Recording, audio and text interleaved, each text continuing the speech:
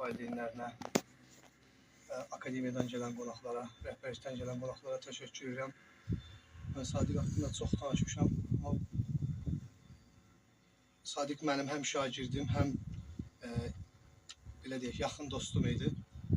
Biz çox tez-tez əlaqə saxlayırdıq və son oktyabrın 25-nə qədər Sadiqlə yazışmalarımız, danışıqlarımız olurdu və həmişə mənə deyirdi ki, müəllim, döyüşdür, bilmək olmaz necə olacaq və mən orada sizi qoyub gəlmişəm.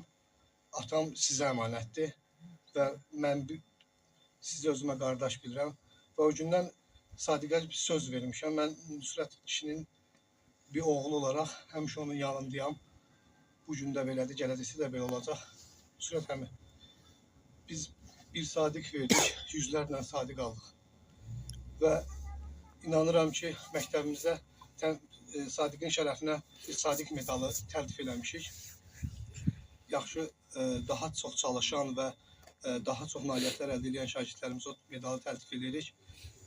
Və ümid edirəm ki, və inanıram ki, gələcəkdə biz minlərlə Sadiq qazanacağıq. Çox sağ olun, təşəkkür edirəm hər birinizə. Bu tədbirdə iştirak elədiyinizə görə. Sağ olun.